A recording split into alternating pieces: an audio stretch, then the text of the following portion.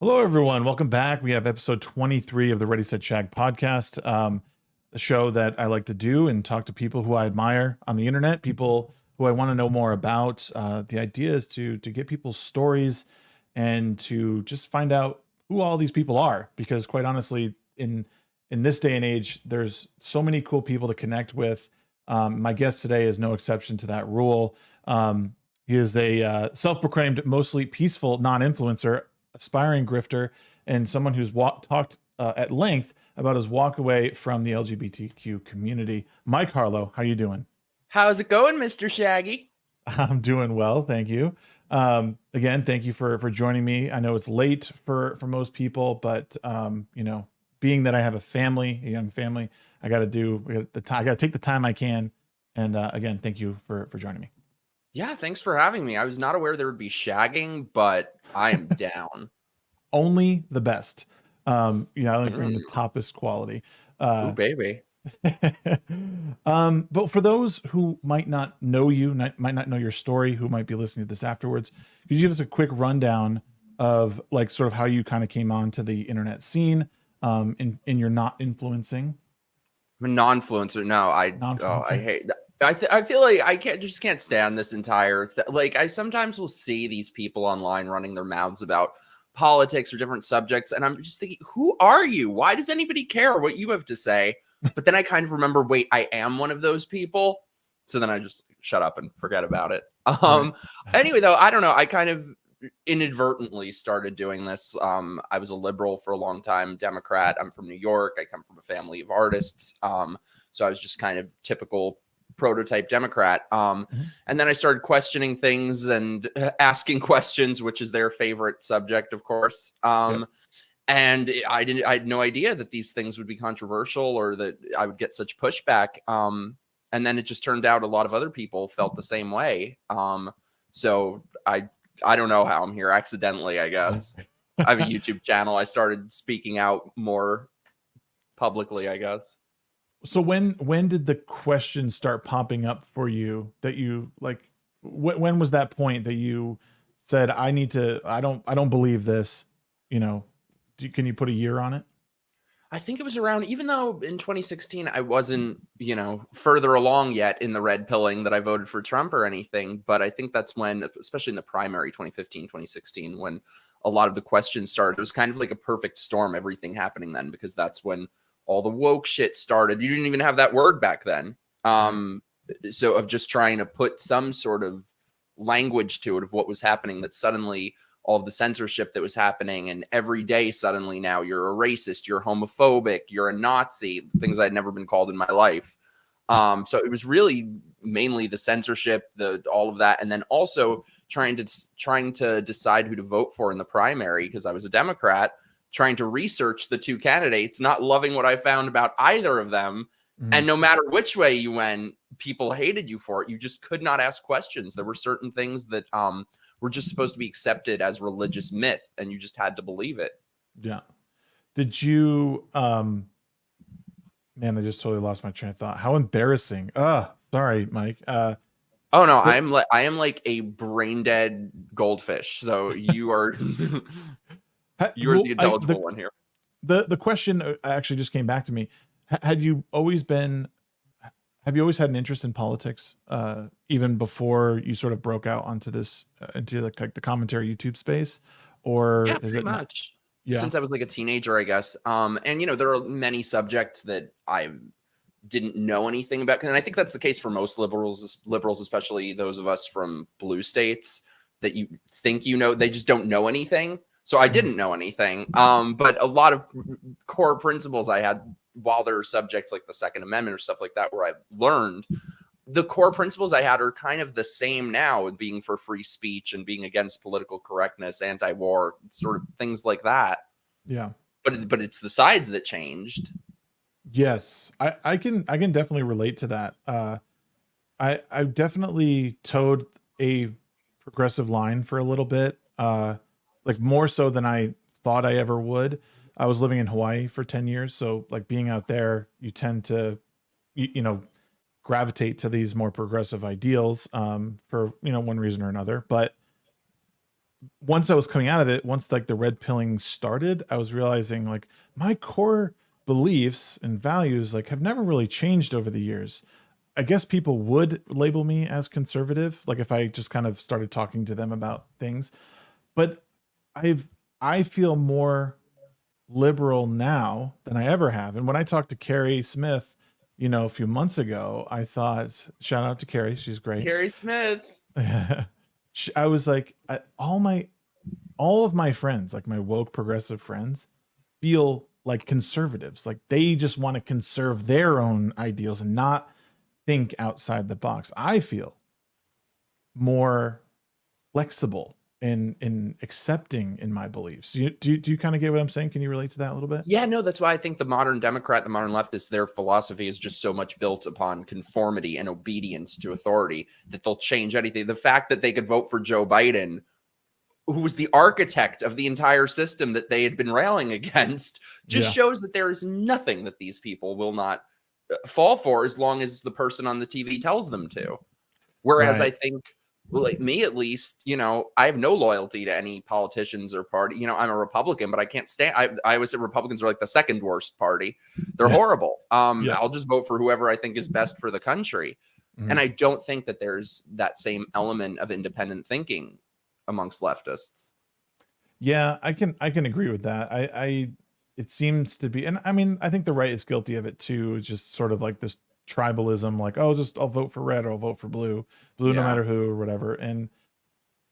But I tweeted out the other day, I was like, honestly, if I could abolish all political parties, I would. And I would require, like, especially presidential candidates to have like some sort of local resume in order to be like on that national stage. And I don't know, I mean, it sounds a little crazy, but like I would just rather someone prove their worth to especially be on the national stage in Congress, in order so I know what they've done. Like you just have like a face on a billboard on the side of the road that says vote for that guy. Well, he's handsome, he's got a nice smile, he must be able to make the right decision for me. Like that seems to be the only way we vote for people nowadays. Yeah, and people talk about left-right dichotomy. I don't even really know what that means at this point. Like, when you hear these people, it's sort of one of these cliches that they always say, I hate when people say this, I'm socially liberal and fiscally conservative. Oh, it's like the world peace of politics. I hate that. But I don't know what that even means anymore. What does it mean to be socially liberal? Does that mean you believe in free speech? No. Does it mean you want to trans 12-year-olds? Probably. Right. So that's socially liberal now? Yeah. And it's weird too, like when you see people rallying against like nuclear family and stuff like that, we're like, oh, we got to break that apart. Like, what? Like, hold on now. Like, I don't see, like, please explain that to me. Like, what is the benefit of, trying to dismantle that? Like, what are the hopes? That's what every cult does. It's because it's a cult. That's what every cult does. The first thing they do is separate the individual from their family. And that's how I felt. Like, so my red pilling began like 2020. So it was like COVID time. And I'm relatively new. But the thing is like I wasn't like in it the way some people were. I wasn't progressive in the way, like I was still very much devil's advocate with a lot of things, but I would like argue with people from like a progressive standpoint. And then as like COVID hit and I had more time to look at stuff, and then people leaning into how bad Trump was just like okay, I want to see for myself why this guy is so bad. Like he's a misogynist and all this. Okay, let's look at all of the evidence. And none of it pointed to the accusations. So then I'm like, well, I've just been lied to. And when I started bringing it up to people, that's when they started like pushing me to the side, like isolating me away from like, oh, are you okay? Are you being radicalized? I'm like, what? No, like radicalized. Like it didn't even dawn on me. Like I thought I was being careful in what I was reading and like taking it all in. No, it doesn't matter. It doesn't matter. There's so many people who try to just appease the left and go, oh, well, both. No, it does not matter. If you have one independent thought that is yours, you're dead to them. That's all it takes. Question them on one thing and see what happens. Yep. Oh man, it's such a wild place to be. You know, and I never thought I would be there. You know, I never thought I would be in a place where I'd start pushing back against like cultural things. But as I started seeing other people do it, I felt more comfortable because for a long time, me and my best friend, we'd have like a call every day, and I'd be like, "What's going on, dude?" Because he was conservative. I'm like, what the fuck, man? Like, Trump, Biden, a Democrat, and, you know, like, and he would just like talk me through stuff, and we would just bounce ideas off each other. And then I got more, I got closer with Gothics. I think you've done some work with Gothics. I love Gothics. Yeah. So her and I started talking, and I went on her podcast, and I started getting comfortable with the idea of like speaking out and being like, someone needs to just bring this stuff to light and be like, this is not acceptable, you know? And then I started seeing people like yourself who were, you know, part of the gay community and were like, no way, bro. No way. Yeah, I know the gay community. Like, I'm very homophobic. You'll have to forgive me. So, like, what I mean, it seems like that would be almost like a double whammy for you, like going from left to right, but then also, you know, being gay, but now you're like, oh no, you're a homophobe, you're a transphobe. Like, I'm sure you get that. I was always homophobic, if that helps. I disliked the gay world way back, even when I was a liberal. So that's one thing I stayed consistent in. And now the entire alphabet cult has just given us all so much more reason to hate all of them. Right. I'm like, I was right. Can you expand on that a little bit? What do you mean by, I mean, I know you mean you're probably not actually homophobic, but like when you say, like, have you just been, have you just always felt like you just didn't fall in line with like the overall message of the community? Everything about them. It's just a culture that's completely built upon conformity. And I'm not talking even about politics. That's just one part of it. But I always say it's sort of, the gay culture is this sort of upside down land where everything that we consider to be a healthy, positive value is shunned and seen as a horrible thing. And everything that's toxic and self-destructive are the things that are glamorized and promoted and pushed on you. They encourage people to hate their families. They call it, oh, you have your chosen family, your rainbow family. Like, it's seen as this cool thing to hate your family. By the way, parentheses, sorry, this is tangent, but a little while ago, there was this transgender actress who was on one of these like big TV shows about like the transes. And she's like going through my Instagram and started raging on this video of me. And I noticed there were no tags on it. There was nothing that could have led her there except going through my profile. It was a video that was like a year old. I have a million videos that could have set her off railing about the transes. What was the video that set her off? A video of me and my dad where he's telling like a funny childhood story about me. Oh my God. This bitch went off calling me every name in the world. I'm like, why is that the most dangerous thing to them, seeing a gay man who's close with his father? That is what they really can't stand, because that is the biggest threat to their entire ideology. Yeah, it seems to me it's like there's a lot of like internalized like trauma there that they're still trying to deal with. Like they have their own issues. And that's too bad. The reinforcement of being around people who are exactly like them, they create they are their own trauma. Yeah.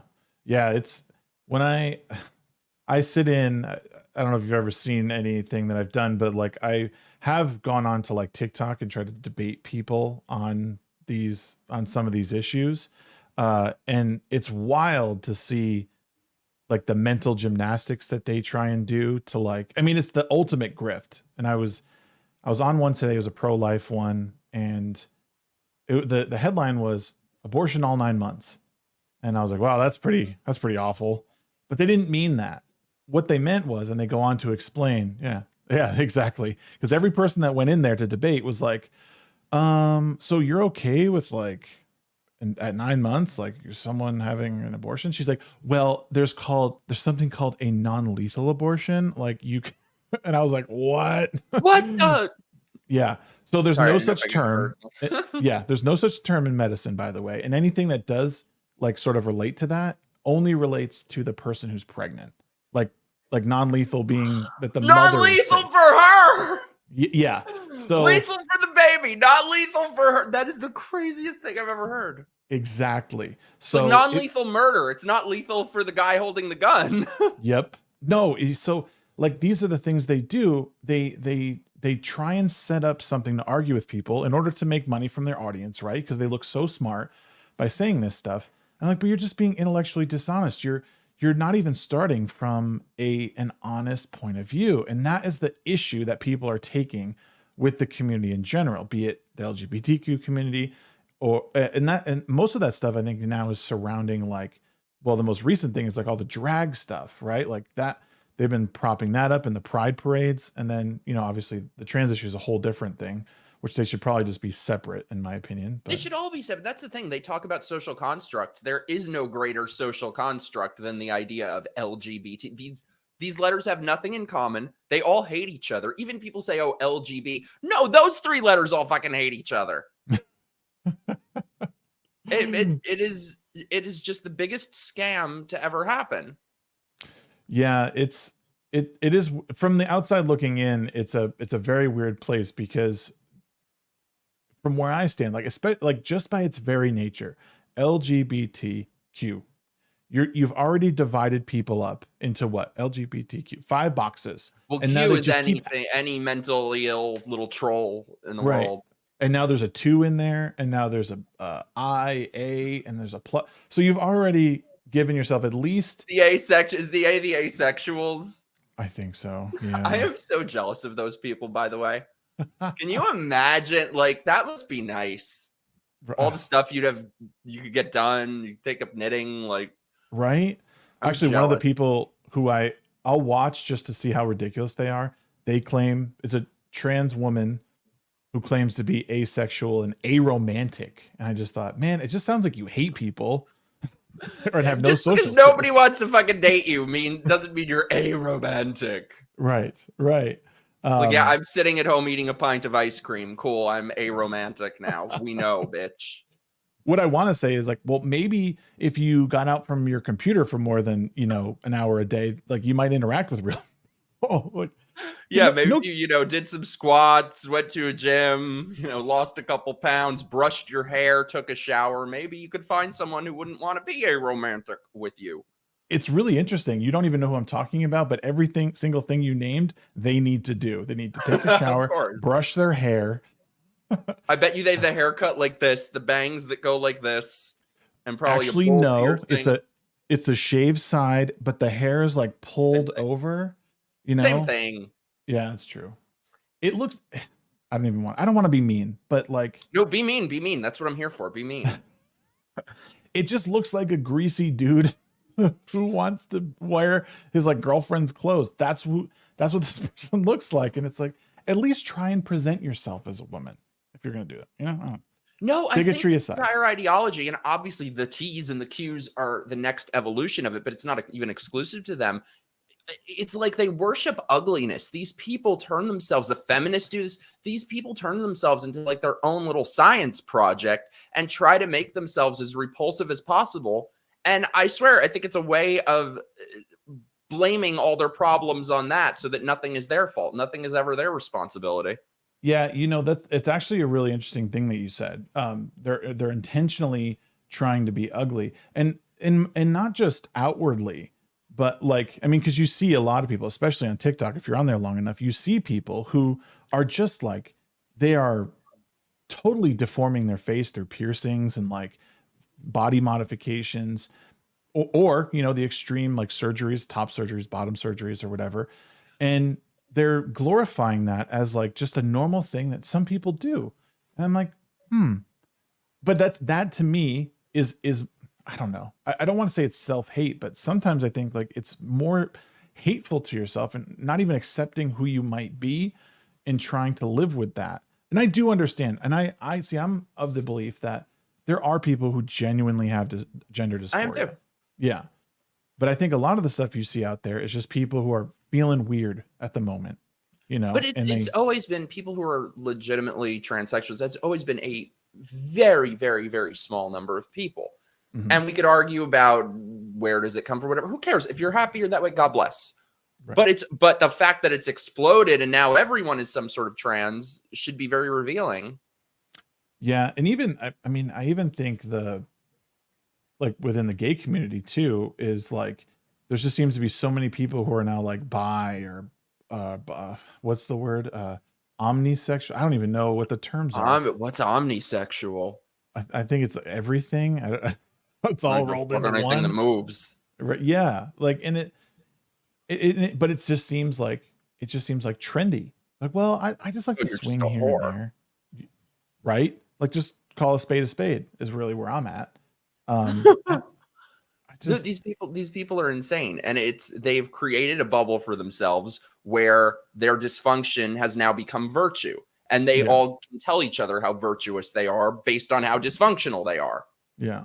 Oh, I'm sorry. It's called pansexual. That's what it's called. That means pansexual means everything. Yeah. Okay. Can I tell you, back in the day, I used to get into more arguments about that friggin' word pansexual. And this was before the non-binaries and the transes and stuff. So now they claim that pansexual is you like all the 97 genders. But back then there were only 2 genders. So they had a different explanation of like, oh, it just means you like someone for who they are. I'm like, cool. So you're a human being. Congratulations. You're special. Right. Yeah. Yeah. I don't know. Like I worry because if we're not teaching, what we're doing is we're teaching that everybody is special and we have to celebrate everything. And I think there's, I think we should celebrate the uniqueness of human beings. But when again, going back to what I was saying, like if you keep dividing people up into boxes, the logical end to this is, well, I am the Tom. Like, you there's nothing else like me. You need to validate my personhood as the Tom, and if you don't, then you're a bigot. Like that's the logical end. Every single person is a variation of some sexuality. Well, and also if the most interesting thing about you is your race or your sexuality or gender, then you probably suck. Like, I agree. Very miserable, very ugly, very basic, very boring people who are unloved, unmarried, miserable people who want to make all the rest of us as miserable as they are. Yeah, that's definitely a conclusion I've come to as well, is when people just center around gender or race, it's like, well, you obviously have nothing else really to say. You're very uninteresting. And using that, and oftentimes it comes back to using some sort of past trauma that they've never experienced in order to justify their own hate to someone else. And it's really too bad. By the way, let me know if you guys agree with me. There is nothing I hate more. There has to be an expiration date in life for how long people get to talk about their childhoods. If you're 30 years old, I don't care if you had a sad childhood. Who didn't? Like, get over it. I don't care. It's like the guy who's still talking about his days on the high school football team. Yes. Just one more outing. Like I would have made it. It's like, but you didn't. You're just sitting here brushing the Cheeto dust off your fingers. Like, you suck. Sorry, bro. But that's just, they always have things. So childhood trauma, that's their term. You will see these people on TikTok and stuff talking about childhood trauma, and they have gray hairs in their head. Yeah. Yeah. Like, okay, childhood trauma. And yeah. What do you want to do about it? And they'll be 60, 70, 80 years old. Childhood trauma. And that's the same thing. That's the thing. A lot of the things that we're seeing being exported to general society really have their roots in the gay culture and in feminism. And those, we see how wonderful it's been for those groups of people. And now those are the wonderful, brilliant, beautiful ideas that they're trying to bring to all of society. We're seeing it now with, because in the gay culture, it's like, it's the thing that is seen as most taboo is love, relationships, monogamy, things like that. And now we're seeing that straight people, that like people are getting married at the lowest rates ever. And it's horrible. How old are you, Mike? That is hate speech, sir. I know.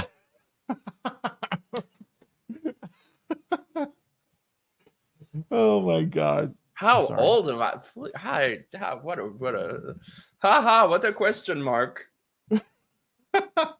Okay, Mike is very young. We know this. No. Yes, I like that. Well, no, what I was just gonna say is, I mean, I know you're younger than me, but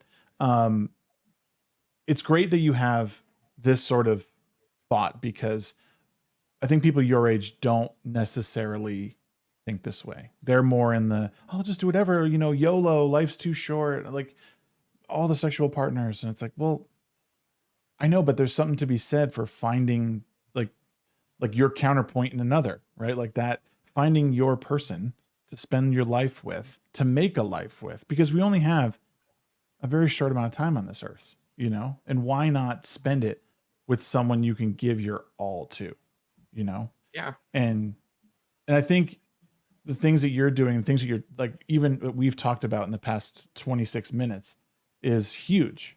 It's such an important thing that needs to be said. Yeah, no, I think it's just one of the worst parts of the complete lie that has been sold to gay men. And a lot of them have never been told any of these things. They have no clue that there's any other way. And they're going to wake up alone and miserable at 40, at 50, at 60, having drugged and slept and partied their life away, and will have nothing and no one. And they will be 40, 50, 60 years old talking about childhood trauma. Like, that's the issue.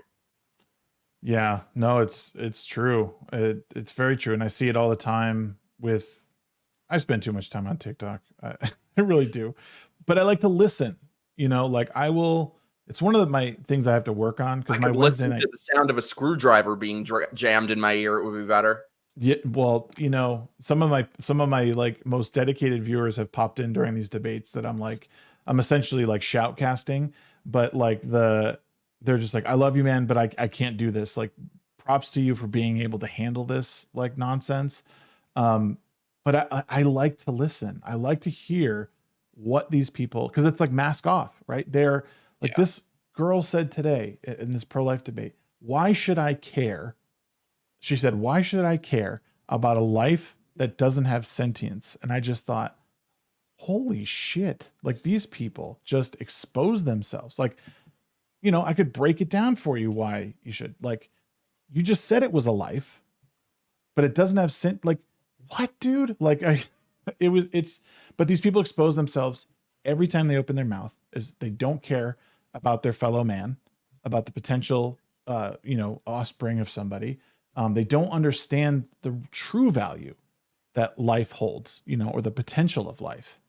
And I just, all I think is, if people in general could understand how important it is that we preserve the next generation and value your life, my life, the life to come after us.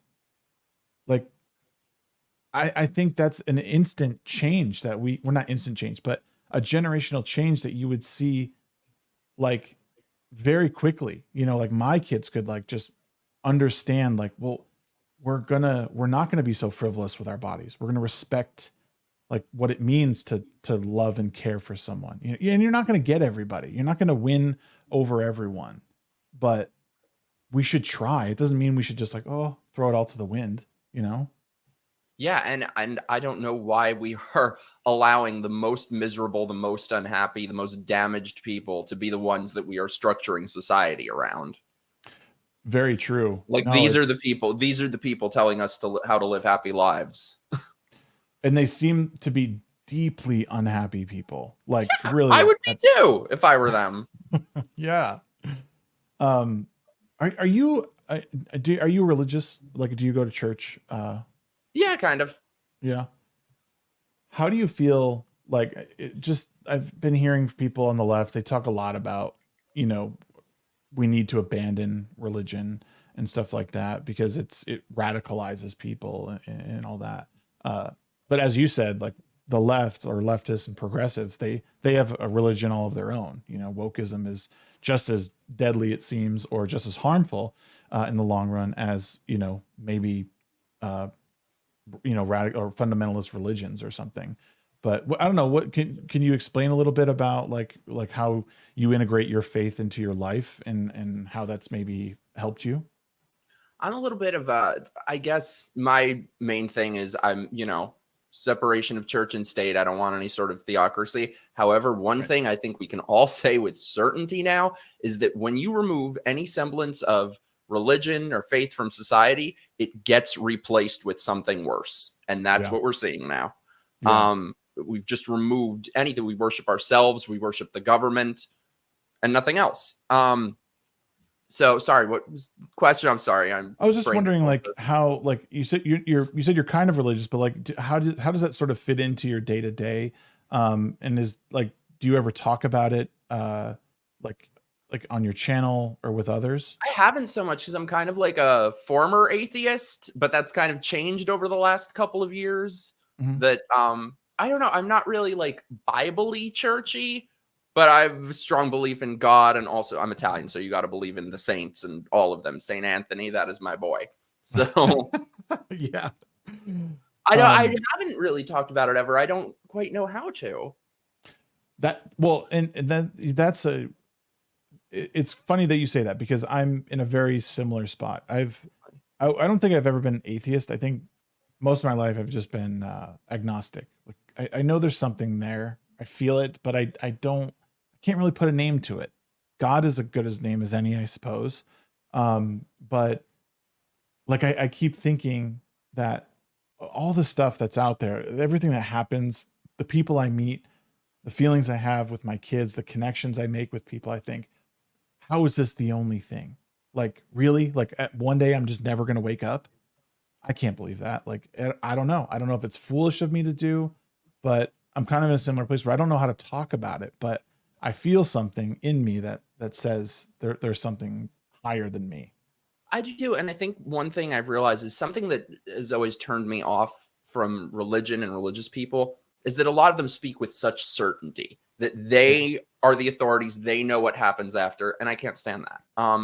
But I think that the opposite of that isn't necessarily, or doesn't have to be, atheism. I feel like to believe in God is sort of a choice you can make, and you don't have to be sure. Does God exist? I have no idea. How should I know? But I choose to believe, and I feel that it's yes. But I mean, if people can gain inspiration from fictional characters or superheroes, why can't we from God? Knowing that we don't know anything for sure. Maybe we're wrong, but I don't think I am. No, that's a good point. And that's one of the reasons I really like Carrie Smith, is like, I feel like I can sit and like talk with her about this as someone who's not like a big follower of the good book, and she'll understand where I'm coming from.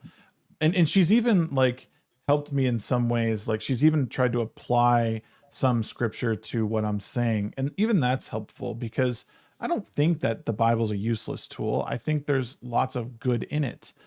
Do I think it's an antiquated book? Sure. Like, I think there's a lot of stuff in there. It's probably a bit dated, but and this is how I think of it. If man is the only thing responsible for writing that, the only people responsible for writing that means their capacity for good far exceeds anyone else's expectations. Like, if God did not speak that through somebody, and we as humans did that says a lot more about us than we're willing to give us credit for. And I think that's a really great thing. But I understand where people like Carrie are coming from when they say, like, you know, I put God at the very top. There's nobody above. Like, even my husband is just below. And, you know, it's like, okay, like, that seems weird to me, but I understand where you're coming from. So, and the tolerance behind her and others in her sphere, that, like, they are willing to understand where I'm coming from, and they're not judging me over it, you know? Because I don't feel that the left is able to take in what I'm saying and then be like, okay, I got you. You know, they have to like yell at me and call me names and talk down, you know? Yeah, no, you can talk to Christians and have different views of God, the Bible, religion. Like, you try questioning a leftist religious doctrine. Yeah. Yeah. Talk to them about gender. See how that goes. Oh my God. Yeah. I don't, you know, it's like, I don't even know how to, because it's not even a discussion. It becomes an exercise in futility and trying to understand like these mental gymnastics. And that's what stumps me more than ever when I have discussions with people on the left, is like, I'm trying to figure out how they get to that logic point. They were told to. They were told no other exactly. Yeah. And that's what I don't mean. know is why like, they believe anything. And I think that's the difference between them and people like us, is that we really know why we believe the things we do, because we have taken the long way, or we have taken the damn scenic route there. right. So we've had to ask ourselves these sort of tough questions. With them, they just fall in line to whatever the current thing is. Yeah. Have you been able to, like, is there anyone else in the gay community that you've been able to sort of, I guess, influence to walk away from the left through your time? Or is that not, I mean, I don't know if that's your goal, but like, have you, like, through talking with other members of the gay community, have they been like, oh, I see what you're saying and you're kind of right? Yeah, especially a couple friends of mine they were like, why did you put this curse on me? That I red pilled them, because then they're getting lots of shit, and they magically overnight became racist, homophobic, fascist Nazis. So they're like, I wish you didn't wake me up to these things. But no, I really do, because I think, especially in terms of their culture and the things that we were talking about before, they're so harmful, they're so toxic, and we are told that this is the only way, this is how. I mean, you are shunned amongst gay people if you don't fall in line with everything. It's not just politics. It's like, it's, you know, if you go around a group, I call them the Stepford gays, you know, like the very mainstream ones. Go around a group of them, they all speak the same, they all have the same gestures, the same mannerisms, they all listen to the same music, they all have the same opinions, they all dress alike to a T. It is conformity. Mm-hmm. Yeah. Go ahead. Sorry. No, and it just, look at how empty their lives are. Yeah, it all seems very vapid at the end of the day. And that's what I mean is like, there seems to be this thought that life should just be easy for everyone, and we need to make rules to just make life easy. And I think, well, there's something like, I always think back to the gym. Like, I went to the gym tonight and I just wailed on my pecs and my shoulders, and I was on the treadmill for 40 minutes doing cardio. Right. But like, at the end, I walked out of the gym and I was like, I can barely lift my arms. I know my chest is going to be sore tomorrow. But the reason that I will get stronger is because I put pressure on my body. I went through like some form of pain to get there. Self-inflicted, right? I didn't want to go to the gym today, but I said, no, you have to, because you gained 10 pounds from Thanksgiving. Get your fat ass back in there. Yeah. And that's what, like, I think, like, people don't understand. You need to apply the same logic to these social situations. If you block out every single conservative voice and don't allow yourself to hear it and understand where they're coming from, how are you ever going to grow beyond where you are today? You know, and maybe this is God's way of some form of like Darwinism or something. Like, he's saying, well, let them, and they won't last. They won't stand the test of time, because they won't have the skills that people who are challenging themselves have. And I don't know, like, that's where I'm at with this is I just see a very empty lifestyle. Like you said, they don't seem happy. And that is sad, because I know some of these people like have a lot to give. I mean, humans are capable of so much. Yeah, right. I'm kidding. I'm sorry. Sweet Girl says pain is weakness leaving the body. Ooh, yes, like I've seen that. It's actually, I think it's either the Marine or Army's like motto, and it's something that I think about a lot. When I am in pain, I just think it's weakness leaving the body. It's me bettering myself. And you know, again, like, I'm not saying people need to go like cut themselves and hurt themselves. That's not the point. You know, trans themselves. Right. Yeah.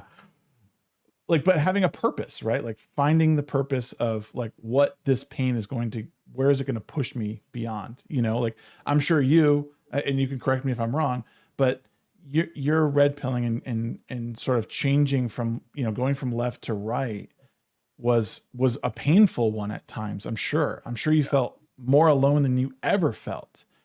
And, you know, well, here's a question for you. When you, how do you correlate, like, if you coming out of the closet to your family, right? Because I'm sure it was a thing that you had to do at some point, right? What was that like in comparison to like going from Oh, you know? nothing. And I've heard that similar sentiment from people that Yeah. like coming out of the closet wasn't nearly as hard as saying that now I'm conservative. And that's no, not crazy. at all. And look, I understand there are some people who have a different experience and it was difficult for them and they weren't accepted. And, you know, we're very sorry. But yeah, there's no comparison at all. I didn't lose a job for being gay. I didn't lose friends for being gay. I didn't lose anything for being gay. Did you lose a job for not being? Oh, many. Really? And like I said, it's not even just liberal or conservative. It's so beyond that. It's just anything that does not submit and does not conform 100%. Yeah. Oh man, I cannot. And part of the reason I haven't fully leaned into this as like my show becomes progressively more like daring with the people I try and bring on and get on, right? And I don't that's why we're gonna shag. Ooh, baby. Good thing you've been working out. But like I haven't fully leaned into this as like a persona yet, and I haven't really told people I do this because I am afraid that I will lose my job over just speaking my mind. Do I want people to suffer? Do I want people to unalive themselves, as they say? No, of course not. I want people to live their best life, and I want people to be happy doing it. And ultimately, I don't really care how people live their lives. You know what these people remind? Oh, I'm sorry. No, go ahead. No, go ahead. You know what these people remind me of, though, that when they try to emotionally extort us with they're going to unalive themselves, it's like a screaming child. Like there were times when I was a little kid that I was throwing some tantrum and I want this, throwing a tantrum at my parents. And I was like, well, if you don't give me what I want, I'm going to jump out the window. And you know what my parents used to say? They used to be like, cool, go ahead first, make it count. And that's what these people need to be told. And did I jump out the window? No. Right. No, I'm right there with you. And it's something that I'll hear constantly while listening to these debates on TikTok. And it's, you know, you cannot say that. Do you know how many trans people unalive themselves every day? And I'm like, if someone hears me say something and then they go commit that act, that is not on me. There's something way more wrong that has happened to them prior to hearing me say words like, I don't believe you're a biological male. Like, well, you want to hear something very interesting? All of these alphabet groups, the HRC and GLAAD and all these groups have their different manuals on unaliving prevention. It specifically states in those guides that you should never use that act as a weapon. You should never say to somebody, I will do that unless that's very bad. So the thing that they are doing goes against their own guidelines on unaliving prevention. So they know exactly what they're doing. Oh, wow. I didn't know that, but that's good to know. Like, because again, I've been sort of blacklisted from some of these debates because they know who I am now. But if I ever do get into there, one, where are these? Where are these like underground debate fight clubs? You got to bring me. So yeah, I go on TikTok and I usually look up like you just look up like trans women or just type in #debate, and you'll find like these lives of people. I could probably find one right now, and it's like the most absurd. I can show you actually one of the headlines because I took a picture of it. Get in there and debate them? Yep. Here's one of the headlines. I don't know if you can see that. I'll read it. It says men can get pregnant, men can have periods, women can impregnate men. That's the debate topics. Yeah, yes. It blows my mind just the things that are even up for discussion nowadays. Yep. And I said, like I said, it's the ultimate grift because I can tell you exactly how this debate goes. And in a nutshell, they would say, the person would say biological men cannot get pregnant.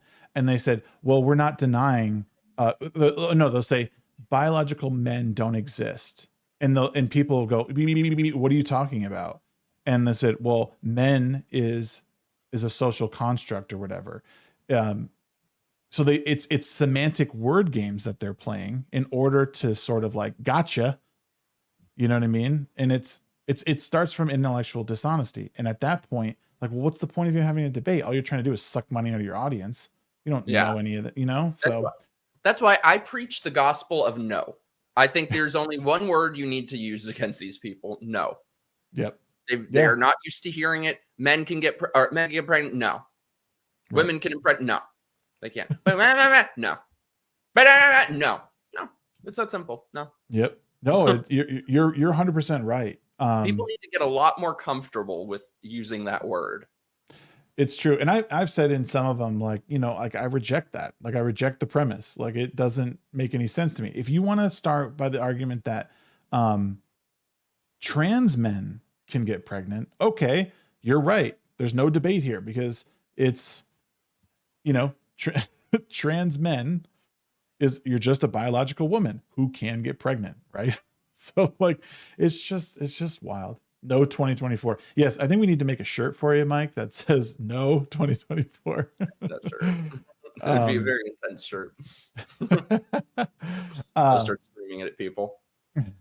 It's it's a weird space. I recommend if you have the tolerance for stupidity, to just listen to what they say, because these are people who have influence, who have at any given time 2,000 to 3,000 people sometimes watching them. Put me in, coach. Put me in, coach.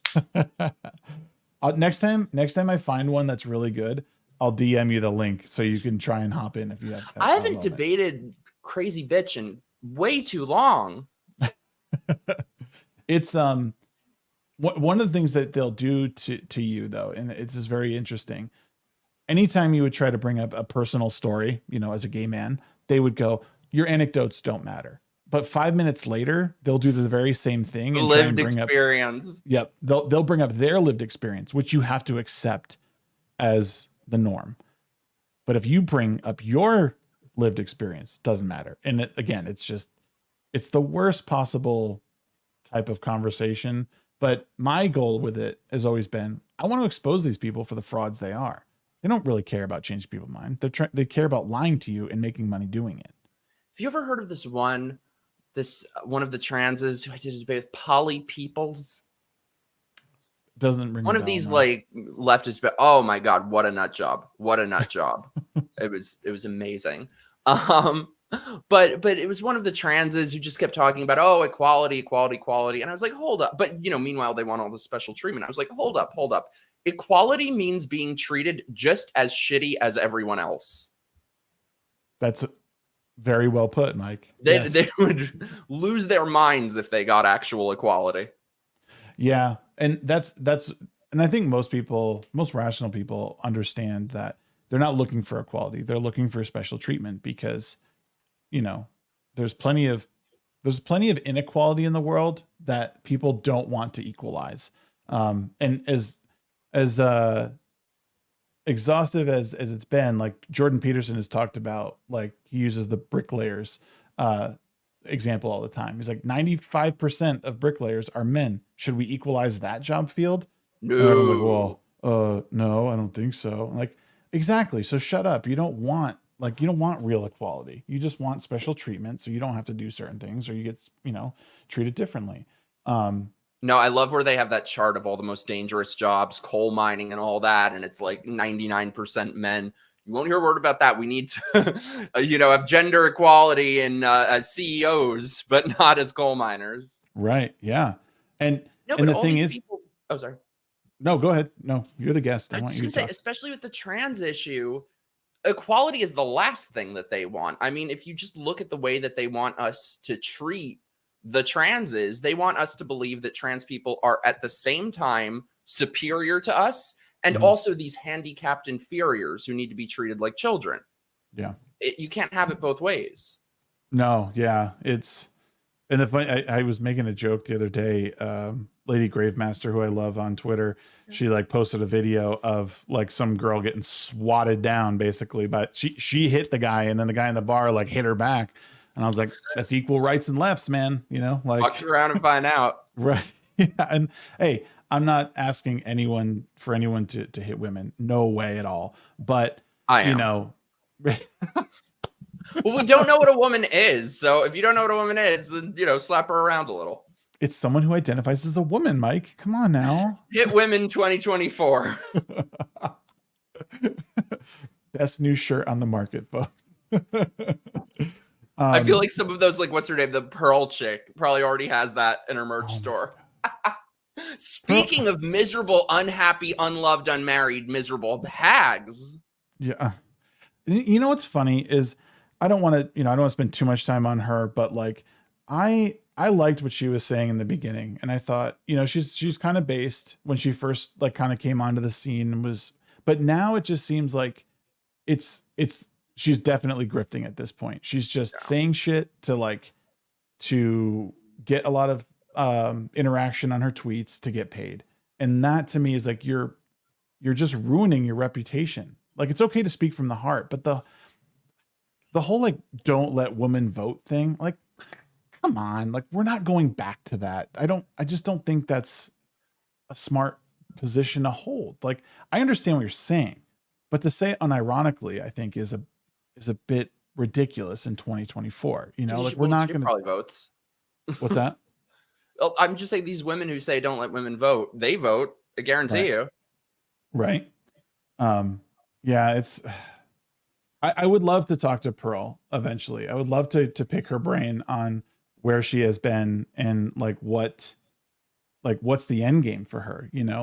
Because when I look at internet personalities, what I see is you progressively get crazier and crazier. Like, you have to continue to one up where you were, right? Like, very true. People, you eventually, I don't know. I even know how to describe it, but you have to keep iterating on what you do. And eventually you just have to go overboard. And I think that's kind of where she's at. And that's too bad, because I think she had some good things to say. But now I can't even look at her with a straight face. It's one eye roll after another. I have a friend who speaks about sort of similar topics but from a completely different place, a place of good intentions, I think, Rachel Wilson. So if people are interested in those sort of views, check out Rachel. Yeah, I'm definitely going to look her up. She's like good Pearl. She's on YouTube? She's on Twitter. She writes books and stuff. Oh, okay. Yeah, I'm always looking for new people like that, because it's something I think is fascinating is these voices are not elevated in the proper way. And I don't get it. Like, conservative women, conservative minorities, be it Black, Hispanic, gay, whatever, you just like, as a leftist, you think it's some myth that these people exist, or they don't exist at all. And that was the biggest thing for me. Like, I had the biggest fetish for like conservative Black people for a long time, because I'm like, I was told they didn't exist. Now they're everywhere. Oh, you were a married man. Right. Yeah, I know. I should tell my wife. But and I think I have told her, like, it blows my mind that for so long I was told that there's no such thing as a conservative Black person. And now all of a sudden I see them everywhere. And some of them, they're labeled as conservative, but they're like, I'm liberal. Like, I've been labeled as conservative, but I have a lot of liberal leanings. And I don't call myself anything. Yeah. I have a friend who has a podcast, Conservatish. That's kind of me. I'm conservatish. Yeah. No, that's really is that perfectly describes me. I usually say I'm just politically homeless, because I don't feel like I fit on either side. I don't even think I fit like in libertarian. I like libertarian ideals sometimes, but I feel like they're just kind of a bunch of perverts and potheads. Yeah, but libertarians are people who just want to, like, I don't know, bang hookers. Well, what I'm for is like, I do want people. I want government out of my life is what I want, and I want people to like thrive in the free market, and I want people to sort of do what they want to do with very, very limited government interference. But I know that neither the left or the right is interested in that. But I'm also, like you said, I'm not into the whole like libertarian side of things. So they are out of their minds, those people. First of all, just in general, I just don't have any interest in these sort of very theoretical thoughts of, oh, wouldn't it be nice if there were no government? Yes, and it would also be nice if unicorns came and ran up and wiped our ass for us every time we take a dump, but that ain't gonna happen. Man, you know, if I think about it hard enough, I think it might. I know then there will be no government. Like, and those are sorts of things that libertarians talk about. I'm just like, great, and right, like, what becomes of this? Nothing. Yeah, that is something I will say. Like, there's a lot of times when I do engage with the thought of there being, you know, limited government, it's like, well, what does that look like? Like, how would we go from what we have to that? Because that's the left is always guilty of saying, well, these systems don't work. This is stupid. We should just abolish this. It's like, yeah, but you need something to replace it. You can't just get rid of it. You'll have what did they say? Social workers. Social workers will replace the police. Oh, and that's the biggest crock of shit in the world. Like, my mom, 22 years on the force, and it's like, oh wow, I didn't know that. Yeah, no, she's a police officer for 22 years. She retired as a lieutenant colonel in the state police, and you know, she's done a lot. And but I mean, my mom is like one of the nicest people in the world, and yeah, sure, it's anecdotal. Yeah, but I've met so many of the people she works with throughout all the years. I mean, dozens and dozens of people. Some of them are genuine pieces of shit that are just assholes. But I've worked with a couple dozen people who are complete assholes too, in the restaurant industry, in the construction business. Like, every industry has these people. Now, the cops are a little different, but you don't want someone who's not trained or has the ability to de-escalate with you know, lethal force if needed. You know, like, that's just gonna be, it's just nuts to me. It's similar to what I said before, that when a society loses religion, it gets replaced with something worse. It's the same thing with policing, with anything. There's nothing that will never not be flawed. Religion is flawed. Policing is flawed. You get rid of it, it gets replaced with something worse. Yeah. And we're seeing that in any blue city right now. Yeah. No, exactly. And like the power vacuums that exist when you get rid of these things are even more dangerous than what you had before. And but that's the thing is the left doesn't think long and hard about those things. Sorry, by the way, am I frozen?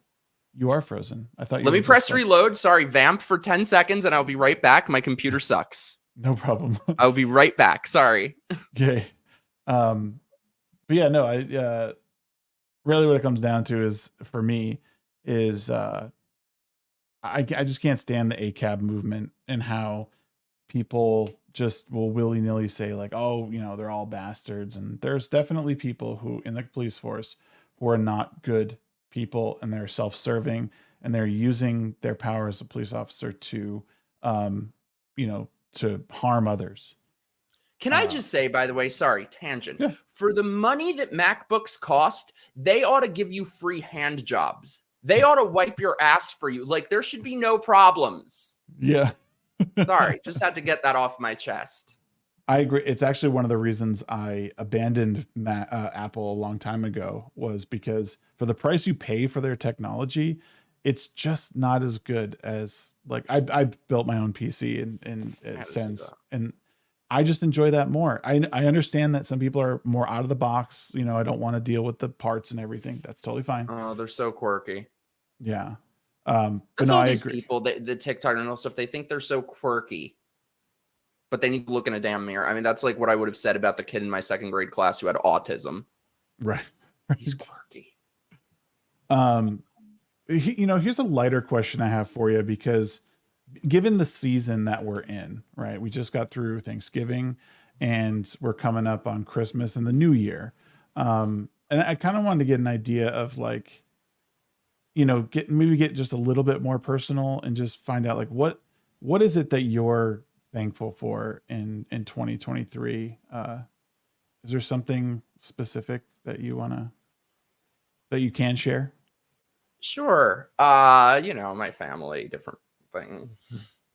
What about you? That's it? That's all? Just your family? I'm hopefully moving to Florida soon. Oh, nice. For me, hopefully. a lot of, I'm thankful for like YouTube. I know it's weird. Like my family obviously is one of those things, but 2023 has been a great year for connecting and meeting people, and people I never thought I would meet. And I'm thankful for those opportunities that were given, and thankful for all the ones that continue to come. I mean, you're in that as well, is like very You're thankful. Thankful for me, Mr. Shagsworth. Well, it's I'm honored. like, I don't think people hear it enough when it comes to like in this space. Like I genuinely, like, I couldn't possibly describe how thankful I am for people like you, like Carrie, and everyone who I've talked to that has exponentially more subscribers and like of a following that are just like, yeah, I'll go talk to this guy who, has a handful of people watching or that follow. And that to me is like you recognizing and everyone recognizing like just like that reaching across the aisle and like remembering where you came from. Like it means a lot to us small creators when stuff I'm like a this small happens. creator. I'm like, I don't know why you're talking like I'm, big potatoes or something. No, I mean, I am one of the plebs. I am down in the sewers. No way, man. But like but that's what I mean is like it's been a year that I didn't think would happen. So I'm really thankful for the people who have given me a chance. And I'm just, and like I said, obviously my family, because they are what I live and breathe for, and especially my kids. But there's I don't know. There's one of the problems I think we come across especially in the commentary space and like the political space is lack of like good things to talk about. Yes. And things that we're like happy about. And that I actually started doing a show on Monday nights, and I'll probably just do it like every other Monday, but because time is short as we know. But like just talking about things that I really enjoy, things that make me happy, movies, TV shows, games, and because it's too easy to hate on things, it's too easy to say all the stuff we hate, but I just don't think it's as productive as like keeping a smile on my face, Yeah. It's interesting though. I think it is part. Oh, sorry. What? No, go ahead. I think it is part of the culture that we're living in though, that sort of being miserable and depressed is glorified. And you really see when you have something that you're happy about, you see a lot of nastiness come at you, no matter what it is. There are a lot of people who just don't like that. In Italian, we call it, you get the malocchio from them. Yeah. It's funny that I don't know if I realized you were from New York, because I grew up in Connecticut. Hey, East Coast. Yeah, hell yeah. So yeah, I lived in Hawaii for 10 years, and I live out in Utah now. So it's like I'm a far cry from where I grew up, and I miss it. Like people don't realize how different the East Coast is from, well, especially Utah, but I'm jealous you were in Hawaii. I've never been there. I want to go, but that sucks that it's all Democrat infested. What's funny? Moving into the more conservative space has allowed me to connect with certain people, and COVID being the inflection point for so many, right? That woke people up, and people I thought were super progressive in Hawaii turned out to be way more conservative and being like, no way, like I don't believe any of this shit that's going on. And I have reconnected with a lot of people, and also realized that there's actually quite a few like conservative minded people out there, which I had no clue while I was there. I 100% think you should go. Like your next vacation should be to Hawaii. It's such a beautiful place. And the Someone thing is, go to Hawaii with me. Yeah, right. Chat. Who's coming to Hawaii? It's a place I think everyone should go. And I lived on the Big Island, so the island of Hawaii, which is the southernmost island.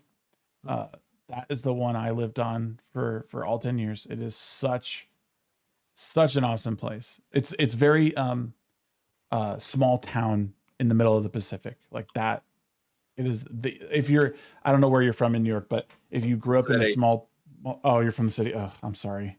I know. I used to love it, dude. It has changed. I was gonna say, like, how apparent is it that like have things changed like really bad? Like, are you seeing a lot horribly, and not even in the way that people necessarily think, but which it is that too, with the crime and the homeless especially. But just the entire energy completely changed. It used to be in New York, you know, I could go out and walk around for 4 or 5 hours and 20 different crazy things would have happened, and you'd meet a dozen people along the way. Just going for a walk in New York City was like a big adventure movie.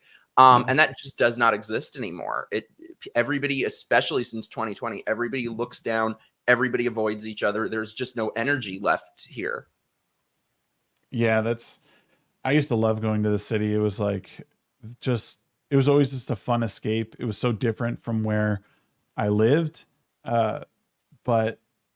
And I'll hear people say around here, oh, I'm going to go to the city. I'm like, oh, you're going to New York? They're like, oh, no, I'm just going to Salt Lake. I'm like, that's not the city, bro. That's not the city. The city is New York City, because that is the city. And they're like, oh, okay. Like, yeah. They're like, not anymore. No, New York is such a fascinating place. I actually proposed to my wife under the tree in Rockefeller Center. Aww. Yeah, I was so nervous. I probably. When was that? How long have y'all been married? Oh my God, it was 7 years ago, 8 years ago. Sorry. Yeah, it was. I was like playing with the ring in like my pocket for about an hour, and like she was like, "Oh, should we get going?" And I was just like, and finally, it was such a cool experience, because she had never been there to Rockefeller Center, and we walked around. We went and saw the tree, and we didn't ice skate or anything, but you know, it's such a magical like time of year, you know, Christmas time. And I'm sure you're over it at this point, but like for someone who grew up out in Utah, she was like, all these lights. Well, that's not the same here. Like a lot of those very Christmassy places just don't exist anymore. And I just saw the other day, somebody posted a side-by-side picture of the Rockefeller Center Christmas tree now versus like 10 years ago or 20 years ago. Even that's gone to shit. It's like we can't have anything nice here anymore. Right. Can't have anything nice. Yeah. And it doesn't, it might even just speak to like what we're saying, like with like the nuclear family, trying to dismantle that. And like, it's almost like they want that everywhere. Like we can't have a season of coming together. We need to find a reason to hate Christmas because of it's a Catholic holiday or so. It's like, what the hell? Just be happy, people. Like, get each other gifts, smile, drink your fucking eggnog, and shut the fuck up. And I feel like then if it's not a Christian, then it's an American thing, really. It's beyond just being a Christmas. Like, my dad is Jewish. He celebrates Christmas. We celebrate Christmas. It's not that deep, unless it is for you. You know what I mean? No, it's not. I mean, no, it's like to us, we sort of teach it with our kids that it's a time to be giving and, you know, give to other people and not buy stuff for yourself. And, you know, our kids are young, they're 6 and 4. So it's, you know, it's hard concepts to wrap around their head around. But yeah, I mean, that's how we go about it. And we have the advent calendars and we do the fun, all the fun little stuff, but they're not like, you know, it's not anything crazy for us. I did decorate my house this year, which my wife is very happy about. Ooh. Put the lights on. Yep. I want to have a place like that to decorate. You should, hopefully man. Next year. Yeah, I mean, and that's the other thing. Buying a house, you know, and having a place to call your own and not rent. Like everyone should be striving towards that. You know. Yeah. The very basic building blocks of you know, having your own place and your own homestead that you pay for, and it's always yours, a place that you can bring a family home to. You know, if people had that mindset, if people had like that goal of like, I'm going to set up a home, it filters into so many things, right? Like, yeah, but we don't have that. Vex Electronica, best comment. Thank you. Mike Harlow's the based gay BFF we all wish we had. Probably like, he's whatever. He's overrated. I'm definitely going to invoke your name as my gay friend. Like, listen, I have a gay friend, and he says it's okay to say. And he says, I won't say, I don't want to get you like banned from YouTube. Thank you. No, Vex is awesome. I love Vex. She's been on my Wednesday night show a couple of times now. I love her videos on YouTube. Her entertainment and movie reviews and stuff. She does great work. Yeah, you guys got to come on mine. I would love to, man. Hit me up anytime. I usually just need like a week, at least a week ahead of time, so I can plan around the other stuff I have. But yeah, man, I would love to. I love going on other people's shows because then I don't have to do anything. I don't have to do anything. I know. Kriegler show. That's awesome. Yeah, no, I was gonna say, like, when you were saying before about that everything is so negative amongst the commentators and all that, that's why I've kind of just veered away from that. And like on my channel and our squad with our chat friends, it's kind of just more a fun thing. Like, we talk about serious issues in politics and stuff, but try to find a way to make it fun and more tolerable than the misery that has been inflicted upon us the last few years. Yeah.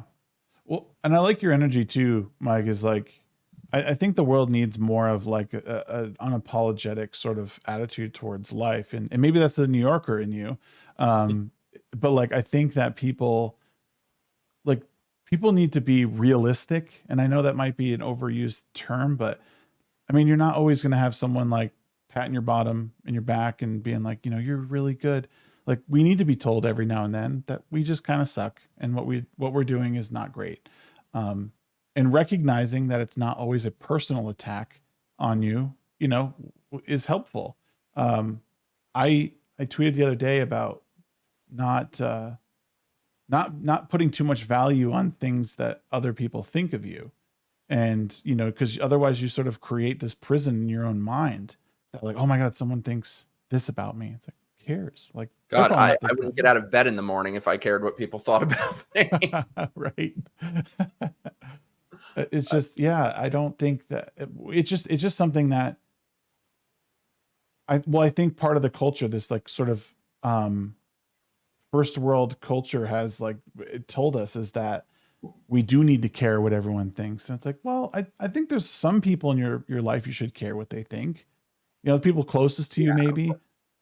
But even then, like, you got to draw the line somewhere. But yeah, not everyone, especially as you move up the ranks and your influence and your audience, like, you're not going to please everyone.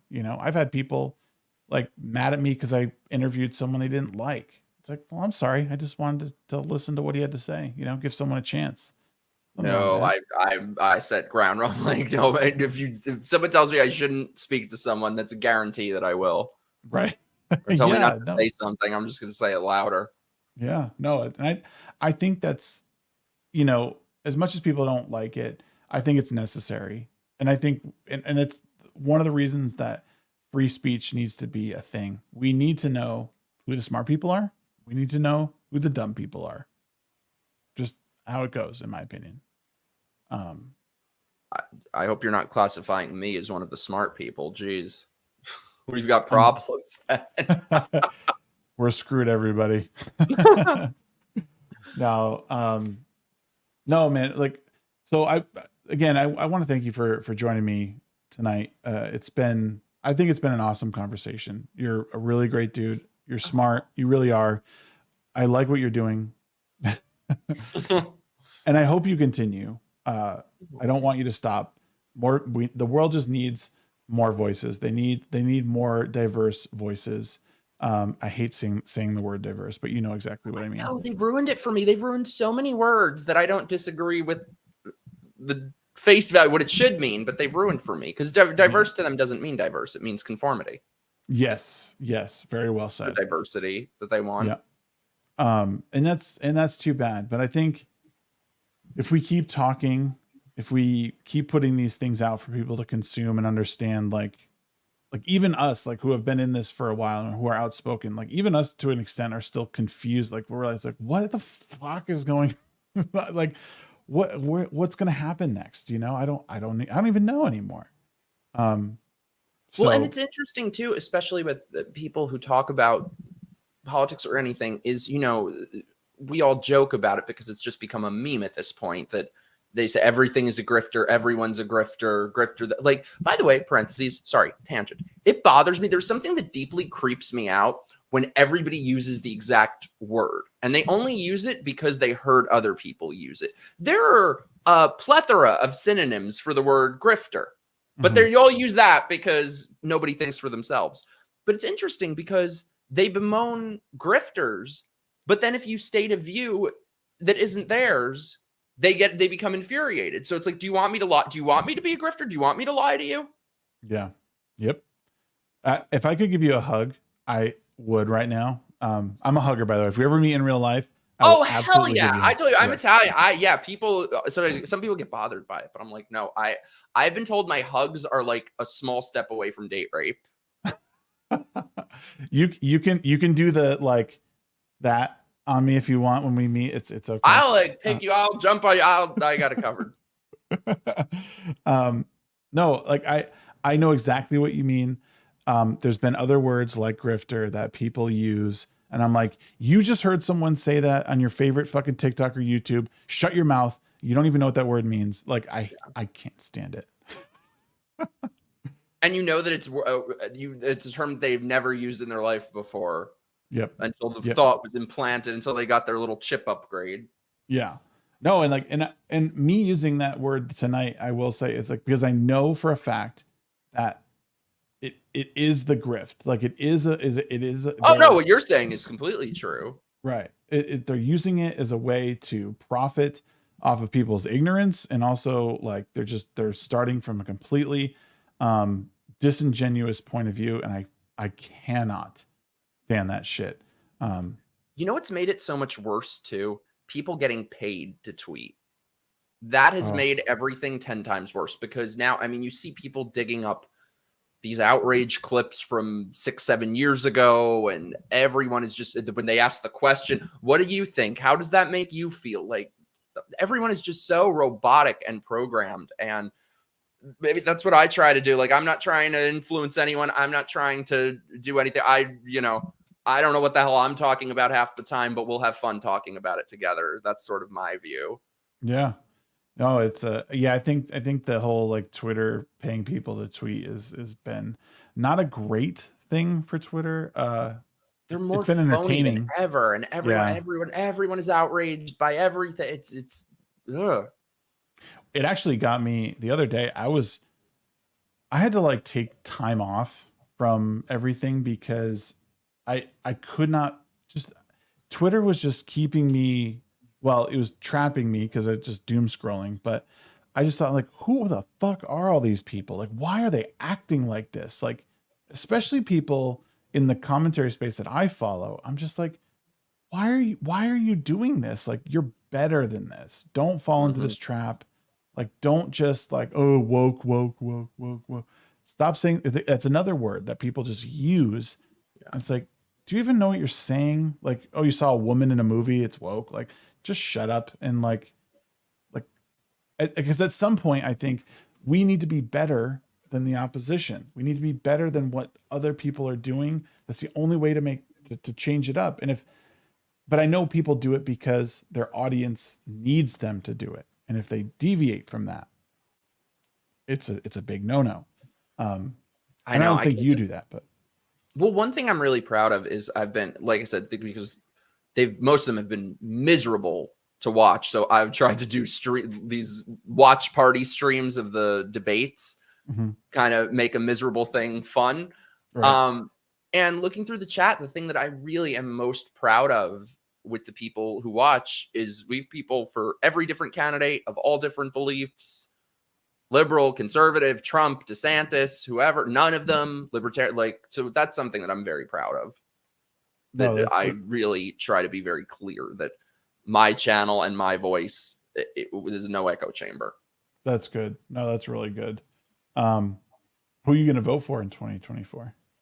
DeSantis. Are you DeSantis? Okay. What about you? I don't know. I don't know.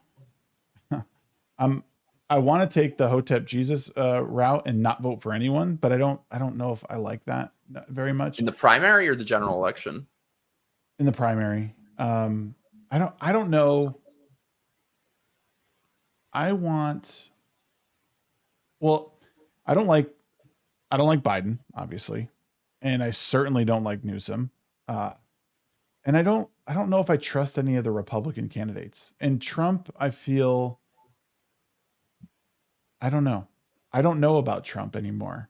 I think he lost his sort of like, as Milo Yiannopoulos would say, like he's lost his daddy edge, you know? He's not daddy anymore. No. And that's so I don't know how he actually performs. I know the polls say that he's doing well. Vivek is an interesting candidate, but I think he's controlled. Like he seems like kind of like Obama. And you know what I mean? So, and certainly not like Nikki Haley. No way these like, you know, and DeSantis is weird. So I like DeSantis, but I want where he's most productive, I think is in Florida. I think he remains in Florida and keeps doing well down there, or like kind of hones his craft, if you will. Do well for all of us.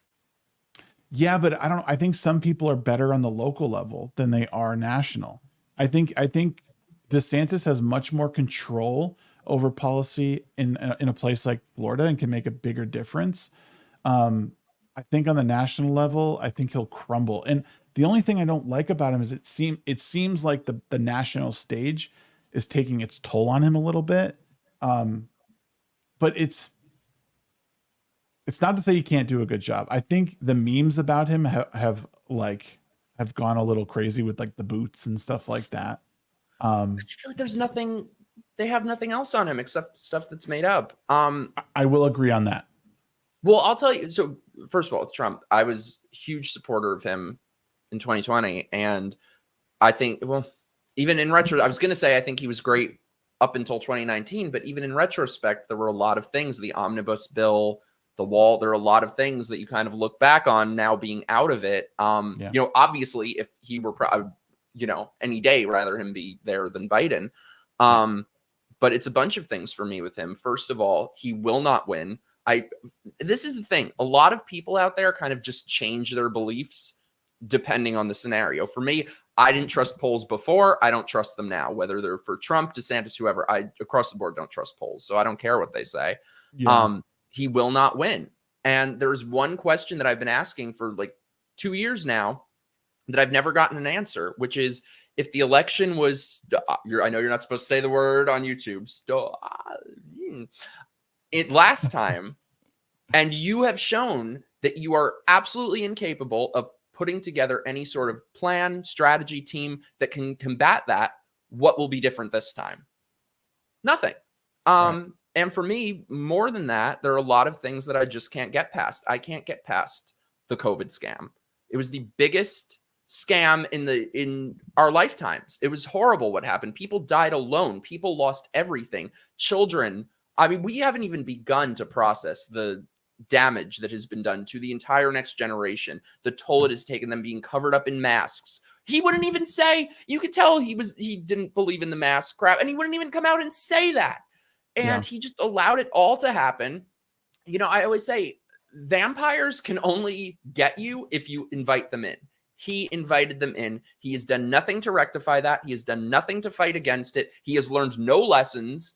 So it's a bunch of things. And he kind of, I think, time and time again, just leaves his supporters to clean up his messes.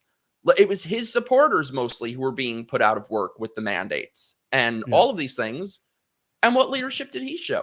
And, you know, yes, DeSantis went along with it in the beginning, but I appreciate that he learned from it. And when I was here in New York being segregated for not getting the he was one of the only leaders in this country I saw who would actively take a stand against that.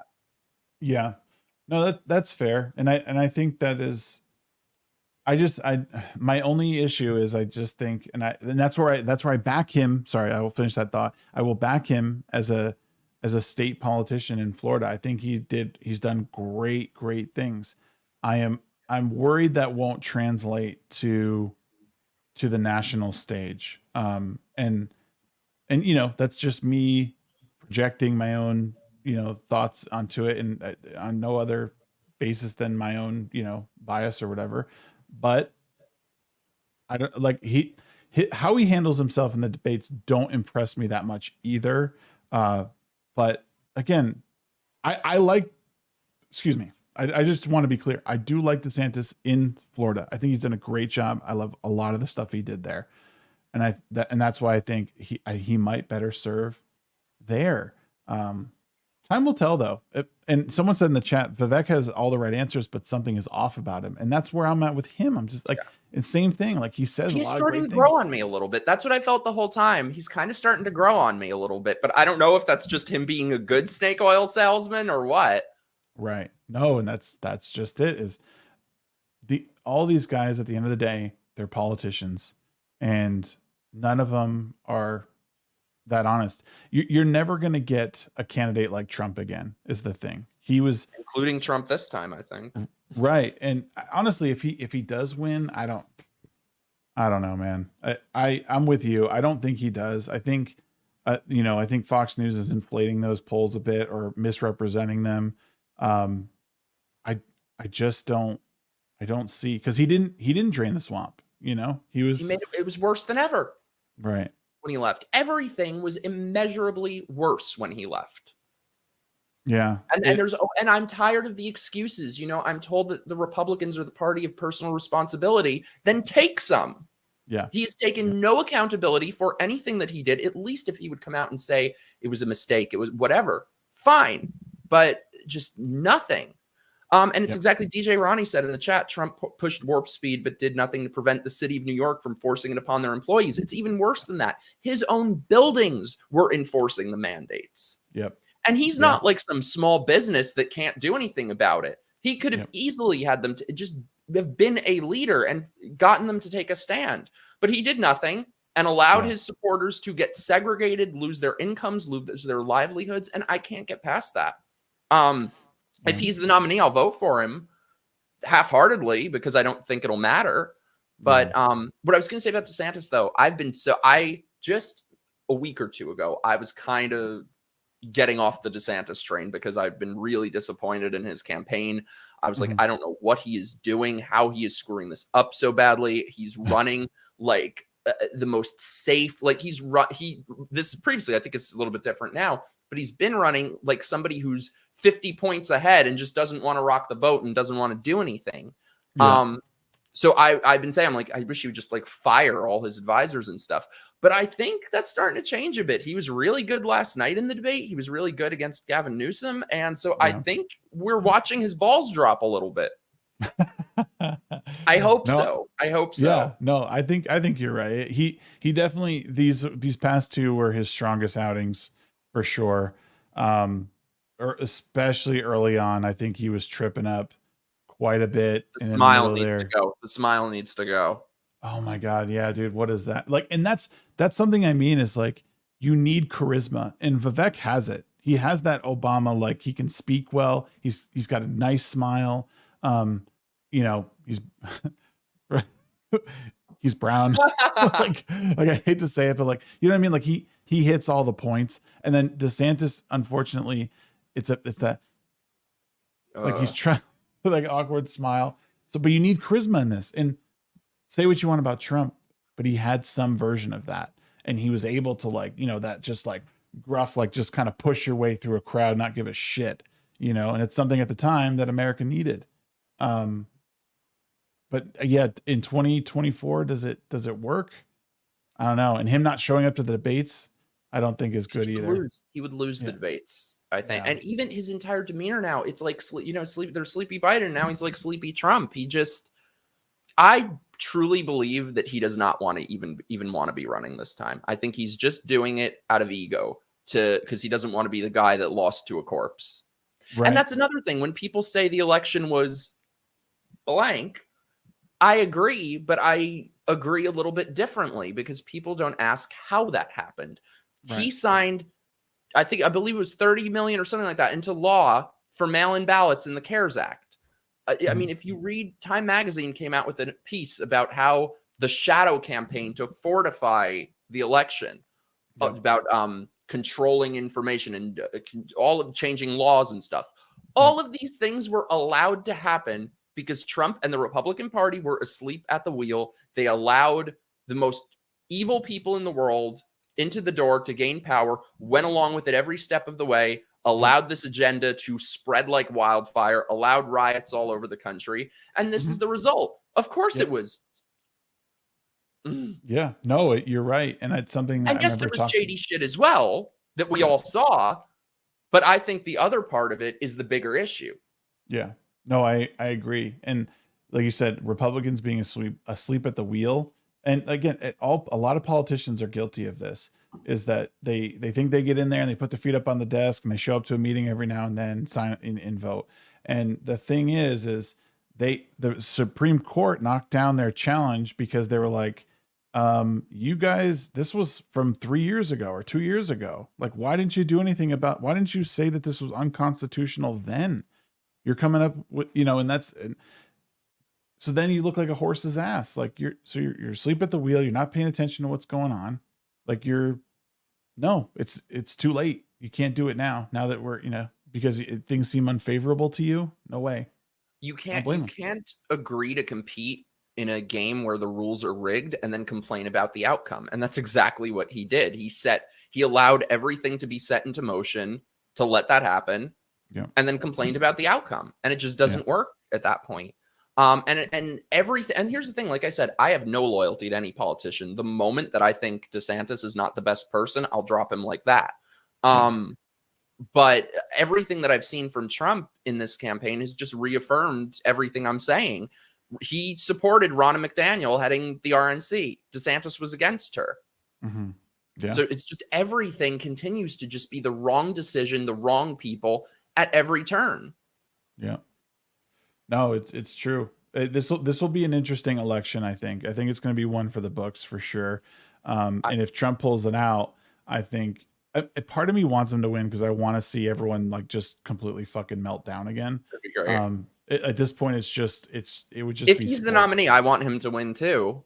Yeah, I know he won't, but yeah, and that's where, like, again, if the alternative is they pull Biden and it's basically Newsom, like I'm 100% Trump. Like I do not want Newsom in the Oval Office. I think he will completely destroy this country. I think at least with Trump, you might not like him all that much anymore, but I think he will still be more America first than any Democrat.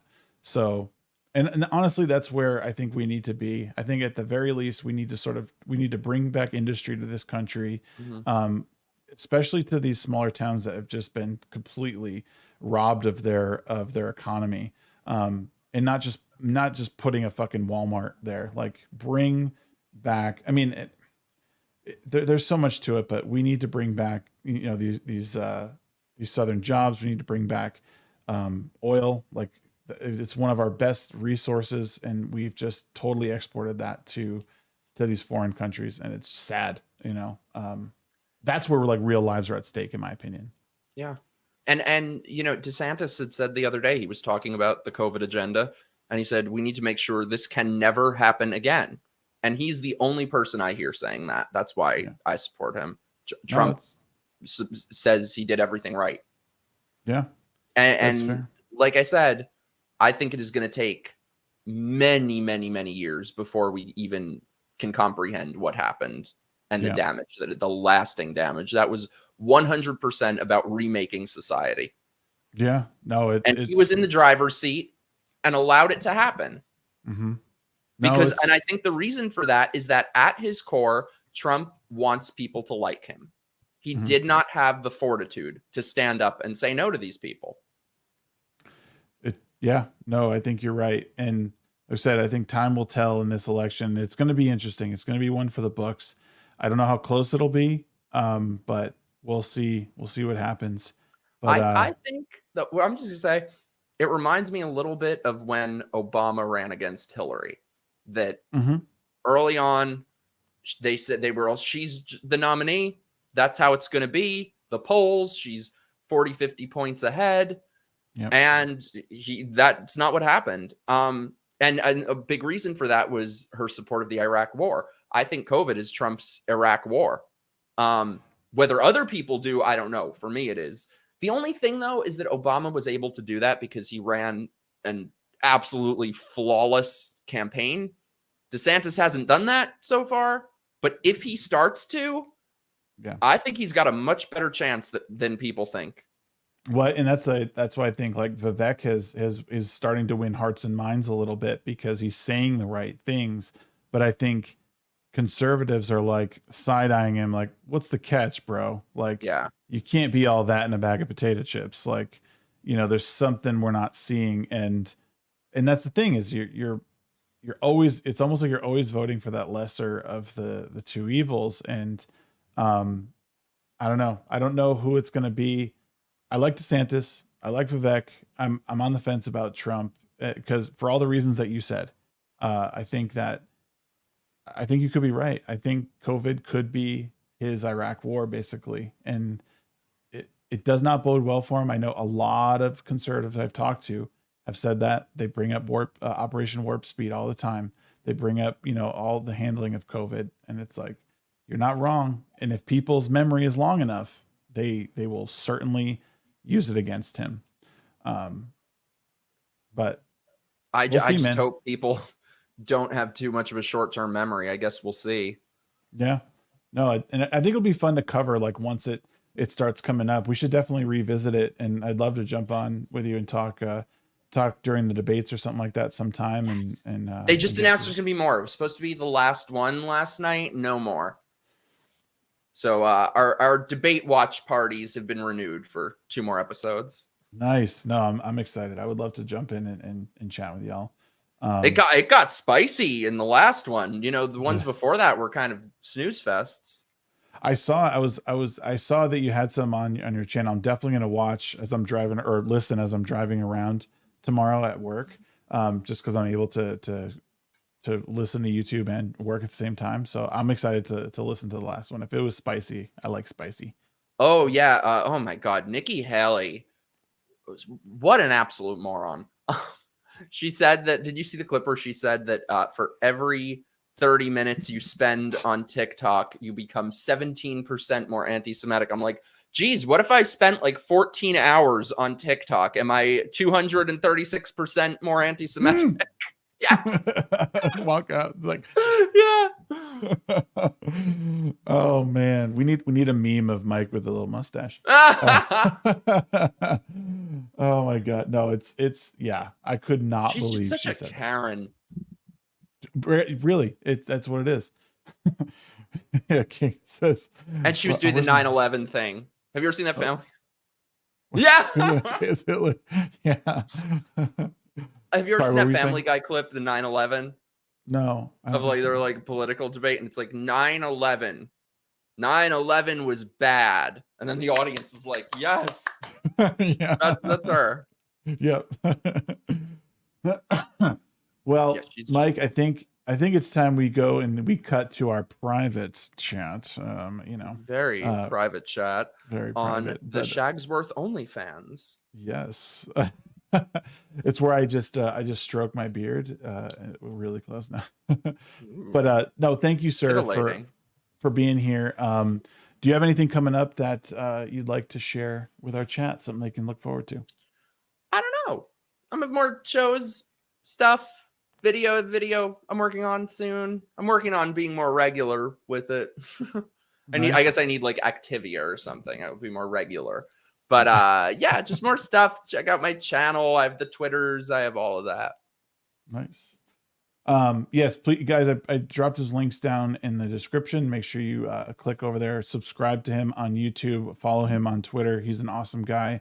And I look forward to many more discussions and hopefully jumping on with you soon on your side of things. But yeah, as for me, guys, you could just follow me as you always do. I have a great interview that I did with Darth Call on Tuesday. Please check that out. And next week, who do I got next week? I don't know. I think I'm taking a break next week a little bit. But of course, the midweek hump is every Wednesday at 9 p.m. Mountain Time. Make sure you guys tune into that, where we talk about pop culture, politics, entertainment, all those things. But thanks so much for being shagging. This should be on OnlyFans. Yes, it should. but yeah, we're gonna be heading over to record a segment for locals members only. So if you would like to catch that, subscribe over on locals, and you get to see our post-show interview. But until next time, we'll see you guys later. Thanks for having me. Yeah.